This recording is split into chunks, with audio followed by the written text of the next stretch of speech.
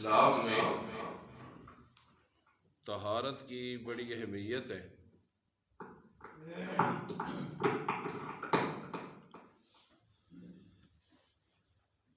پورے اسلام کے اندر سب سے قیمتی مومن کا ایمان ہوا کرتا ہے،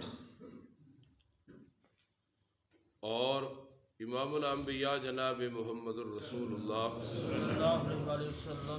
صلی اللہ علیہ وسلم نے طہارت کو ایمان کا حصہ قرار دیا۔ سب سے قیمتی چیز ایمان ہے اور طہارت ایمان کا حصہ ہے۔ اللہ کے رسول صلی اللہ علیہ وسلم نے فرمایا الطہور شطر الایمان، طہارت ایمان کا ایک بہت بڑا حصہ ہے۔ اور اللہ کریمی کا اندازہ آپ لگائیں کہ انسان طہارت کرتا ہے تو انسان کا اپنا جسم صاف ہوتا ہے، وضو کرتا ہے اپنا انسان کے اعضاء صاف ہوتے ہیں، غسل کرتا ہے تو انسان کے اپنے جسم صاف ہوتے ہیں۔ لیکن اللہ کریمی کی مہربانی دیکھیں کہ اللہ کریم طہارت کے اوپر انسان کے گناہوں کو معاف فرما دیتے ہیں۔ انسان اپنا جسم صاف کر رہا ہے، اپنے جسم کی صفائی کر رہا ہے، لیکن اللہ اپنے مومن بندے کے گناہوں کو معاف فرماتے ہیں۔ آج کی محفل کے اندر، آج کی گفتگو کے اندر غسل کے متعلق کچھ نہ کچھ عرض کیا جائے گا، اور غسل کے 10 مواقع ذکر کیے جائیں گے کہ 10 موقعوں کے اوپر غسل کرنا ضروری ہوتا ہے، اور ان 10 مواقع میں سے 5 مقام ایسے ہیں کہ جہاں غسل کرنا فرض ہے۔ 10 ذکر کروں گا، لیکن 10 میں سے 5 مقام ایسے ہیں کہ وہاں غسل کرنا فرض ہے، اور 5 مقام ایسے ہیں کہ وہاں غسل کرنا فرض تو نہیں ہے، لیکن انسان اگر غسل کر لے تو اللہ کریم بہت زیادہ ثواب عطا فرماتے ہیں۔ تو ٹوٹل 10 مقام ہیں غسل کرنے کے۔ میری عادت ہوتی ہے کہ میں جس عنوان کو چھیڑتا ہوں اس کی متعلقات، اس کے اوپر پوری گفتگو کرنے کی کوشش کرتا ہوں، تاکہ سننے والے کے ذہن کے اندر بات کو بیٹھ جائے اور یاد کرنا آسان ہو۔ تو آج کی محفل کے اندر ان 10 مقامات کا ذکر ہوگا جہاں پر غسل کرنا چاہیے۔ ان میں سے 5 مقام ایسے ہیں کہ وہاں غسل کرنا فرض ہے، اور 5 مقام ایسے ہیں کہ فرض تو نہیں ہے، لیکن اگر کر لے انسان تو اللہ کریم بہت زیادہ اجر ثواب سے نوازتے ہیں۔ تو پہلے وہ 5 مقام جہاں پر غسل کرنا فرض ہے، تو پہلا مقام وہ ہے کہ جب انسان حقوق زوجیت ادا کرے تو انسان کے اوپر غسل فرض ہو جاتا ہے، غسل کرنا ضروری ہوتا ہے۔ اور حقوق زوجیت ادا کرنے کے وقت یہ بات یاد رکھیے گا کہ جب انسان کوشش کرتا ہے، عورت کے قریب چلا جاتا ہے، انسان کا اخراج ہو یا نہ ہو، انزال ہو یا نہ ہو، اللہ کے رسول صلی اللہ علیہ وسلم نے فرمایا کہ جب 2 خطائیں، 2 شرمگاہیں آپس میں مل جائیں تو غسل واجب ہو جاتا ہے۔ تو انسان کا انزال ہو یا نہ ہو، جب انسان قریب چلا جائے گا، جسم کو ٹچ کر لے گا، 2 خطائیں آپس کے اندر، 2 عضو آپس میں مل جائیں گے تو غسل کرنا واجب ہو جائے گا، غسل کرنا فرض ہو جائے گا۔ اور اسی طرح اگر کوئی انسان کے اوپر غسل یہ فرض ہے اور اس کو بھوک لگ گئی ہے، اس کو پانی پینے کی ضرورت محسوس کر رہا ہے، تو بعض لوگ یہ سمجھتے ہیں کہ انسان کا جسم جو ہے وہ بالکل ناپاک ہو جاتا ہے، اور ایسے کہ کسی چیز کو ہاتھ لگا ہے وہ بھی ناپاک ہو جاتی ہے۔ ایسے لوگوں کا ذہن ہے۔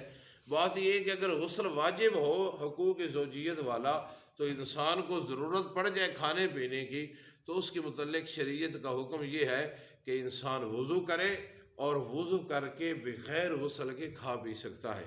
اور کیا غسل جلدی کرنا چاہیے یا رات کے آخری حصہ کے اندر؟ رسول اکرم صلی اللہ علیہ وسلم سے دونوں عمل ثابت ہیں۔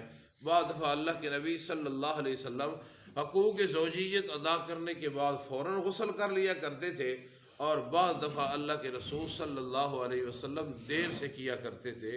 یہ دونوں طریقے اللہ کے رسول صلی اللہ علیہ وسلم سے ثابت ہے۔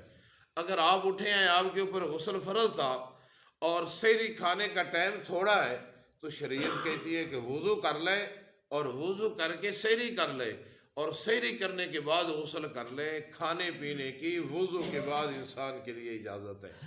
دوسرا موقع کہ جہاں انسان کے اوپر غسل فرض ہوتا ہے وہ ہے احتلام کی صورت کے اندر۔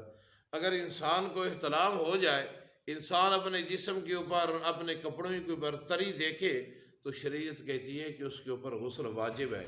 اور یہ صورتیں دونوں کے ساتھ پیش آ سکتی ہیں، خواتین کے ساتھ بھی پیش آ سکتی ہیں اور مرد حضرات کے ساتھ بھی پیش آ سکتی ہیں، لیکن احتلام کثرت کے ساتھ مردوں کو ہوتا ہے، الا قلیل خواتین کو بھی ہوتا ہے۔ ایسی صورت کے اندر بھی انسان کے اوپر غسل کرنا فرض ہے، واجب ہے۔ اور اسی طرح اگر انسان کے نفس سے، انسان کے خاص عضو سے مزی یا ودی نکلے، مزی کا وہ اس پانی کو کہتے ہیں جو شہوت کے وقت پانی نکلتا ہے تھوڑا بہتا، اور ودی اس پانی کو کہا جاتا ہے جو پیشاب سے پہلے یا بعد کے اندر قطرے آتے ہیں۔ ان دونوں صورتوں کے اندر غسل واجب نہیں ہے۔ ان دونوں صورتوں کے اندر استنجا کرنا ہوگا اور وضو کرنا ہوگا۔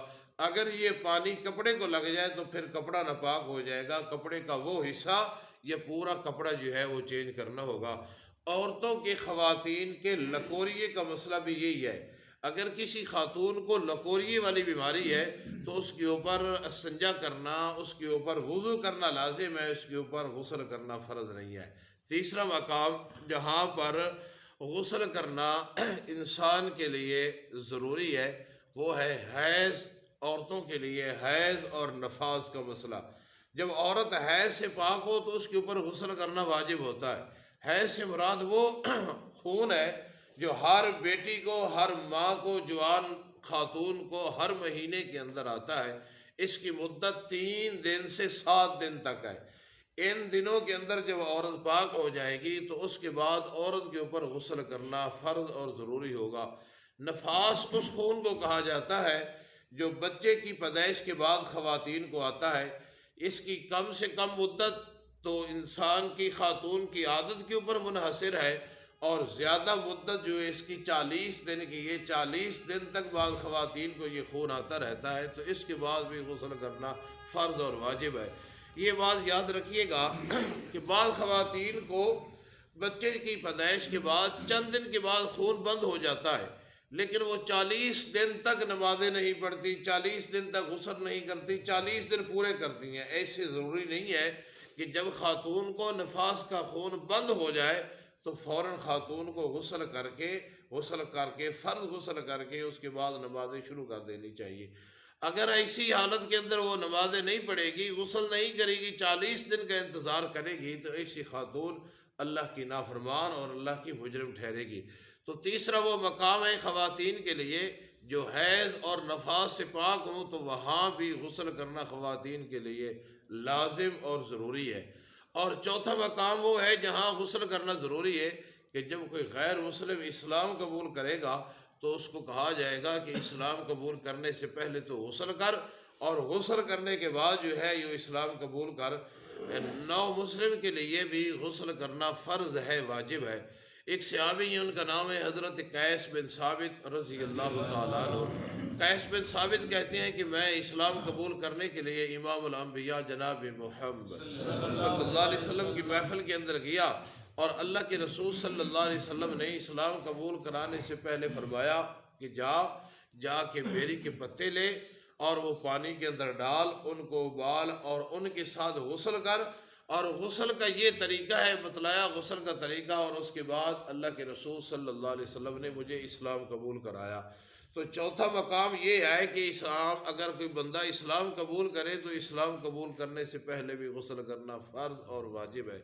اس دور کے اندر بیری کے پتے جو استعمال ہوتے تھے یہ صفائی کے لیے ہوتے تھے۔ آج کے دن کے اندر صابن استعمال کیا جا سکتا ہے، شیمپو استعمال کیا جا سکتا ہے صفائی کے لیے۔ ان دونوں چیزوں میں سے کوئی بھی چیز استعمال کی جا سکتی ہے۔ اور اس کے ساتھ یہ بات بھی یاد رکھیے گا کہ شیمپو استعمال اور صابن استعمال اگر کوئی انسان نہ بھی کرے، صرف پانی سے غسل کر لے تو پھر بھی اس کو پاکی مل جائے گی۔ پاک ہونے کے لیے صابن ضروری نہیں ہے، پاک ہونے کے لیے شیمپو ضروری نہیں ہے، البتہ اپنے جسم کی صفائی کے لیے استعمال کر لیا جائے تو بہتر ہے۔ پانچواں وہ مقام جہاں غسل کرنا، غسل دینا فرض ہے، وہ جب کوئی مسلمان میت ہو جائے، فوت ہو جائے انسان، تو میت کے لیے بھی غسل دینا فرض ہے۔ دیکھیں یہ اسلام کی محبت اور پیار کا اندازہ لگائیے گا کہ جب غیر مسلم مر جاتے ہیں تو ان کو جلا دیا جاتا ہے، لیکن اسلام نے انسانیت سکھلائی ہے، انسانیت کی اہمیت سکھلائی ہے کہ اگر کوئی بندہ فوت ہو جائے تو اس کو اچھی طرح غسل دو، غسل دے کے کفن دے کے بڑے ادب و احترام کے ساتھ جنازہ پڑھ کے اس کے حق کے اندر دعائیں کر کے تم اللہ کے سپرد کر دو۔ تو میت کو غسل دینا بھی فرض ہے۔ یہ 5 مقام ایسے ہیں جہاں پر غسل دینا یا غسل کرنا فرض تھا۔ آپ وہ 5 مقام بھی استعمال فرمائیے گا کہ یہاں پر غسل کرنا فرض تو نہیں ہے، لیکن امام الانبیاء جناب محمد صلی اللہ علیہ وسلم نے تلقین فرمائی ہے، ترغیب دی ہے۔ ان میں سے 6واں مقام یہ ہے کہ امام الانبیاء جناب محمد صلی اللہ علیہ وسلم نے فرمایا اذا جاء احدکم الجمعۃ فلیغتسل، اگر تم میں سے کوئی بندہ جمعہ کی نماز پڑھنے کے لیے آئے تو اس کے اوپر ضروری ہے کہ وہ غسل کرے، اور غسل کر کے اچھا لباس پہنے، خوشبو استعمال کرے۔ حدیث کے اندر تو مخصوص لباس کا بھی ذکر ہے کہ جمعہ کے لیے انسان کے پاس ایک مخصوص لباس ہونا چاہیے، عمدہ لباس ہونا چاہیے، اچھا لباس ہونا چاہیے۔ تو 6واں وہ مقام کہ جب جمعے والے دن بھی غسل کیا جائے، اور 7واں وہ مقام ہے جہاں پر غسل کیا جائے، وہ سنت ہے، وہ ہے عیدین کے دن غسل کرنا۔ جب دونوں عیدوں کے دن آ جائیں تو دونوں عیدوں والے دن بھی غسل کرنا سنت ہے، ثواب کا کام ہے۔ اور اسی طرح 8واں مقام جب انسان احرام باندھے تو احرام باندھتے وقت بھی غسل کر لینا چاہیے۔ اگر کوئی بندہ کر لے گا تو اللہ کریم اس کو بہت زیادہ اجر عطا فرمائیں گے۔ اگر اس نے گھر سے کیا احرام، میقات سے بننا چاہتا ہے، ایئرپورٹ سے بننا چاہتا ہے، تو وہاں ضروری نہیں ہے، فرض نہیں ہے کہ غسل کرے۔ اگر موقع مل جائے، ٹائم مل جائے، انتظام ہو تو احرام سے پہلے بھی غسل کرنا چاہیے۔ اس کی بھی ترغیب امام الانبیاء جناب محمد صلی اللہ علیہ وسلم نے دی۔ اور اللہ کے رسول صلی اللہ علیہ وسلم رات جو ہے وہ جب بھی مکہ جاتے تھے تو اللہ کے نبی صلی اللہ علیہ وسلم وادی طوا میں رات بسر کرتے، اور صبح کے وقت نماز پڑھتے، نماز کے بعد غسل کرتے، غسل کر کے احرام باندھ کے پھر احرام باندھتے۔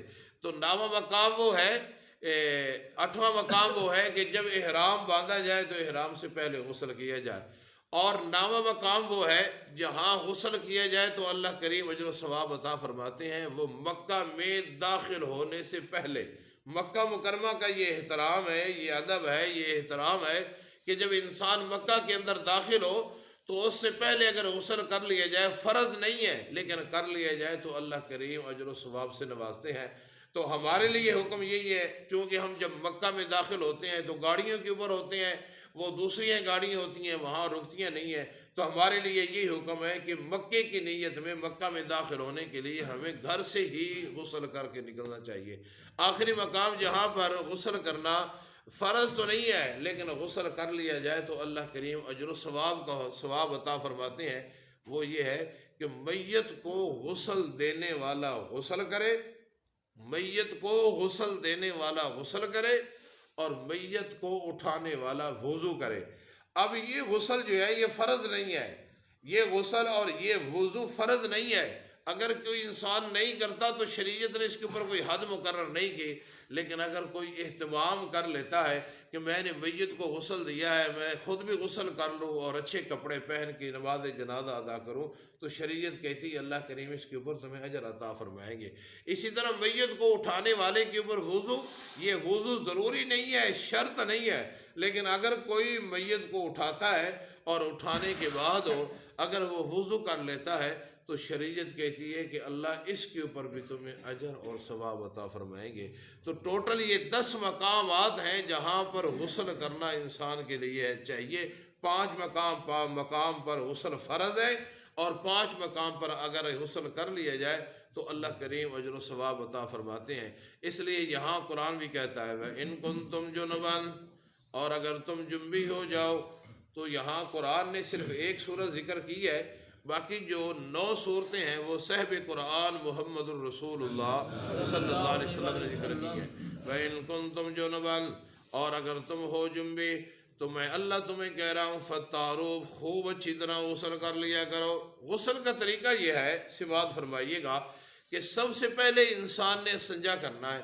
استنجا کرنے کے بعد پھر انسان نے اپنے ہاتھوں کو دھونا ہے، اور دھونے کے بعد انسان کو چاہیے کہ نماز والا وضو کرے، جیسے نماز کی طرح وضو کرتا تھا اسی طرح وضو کرے، لیکن وضو کے اندر مسح نہیں کرنا، پاؤں کو نہیں دھونا۔ آپ غسل شروع کریں، غسل شروع کرنے کا طریقہ یہ ہے کہ اپنے ہاتھوں کو گلا کرے پانی کے اندر، اور گلا کرنے کے بعد اپنے بالوں کے اندر اس طرح مساج کرے، اچھی طرح ملے۔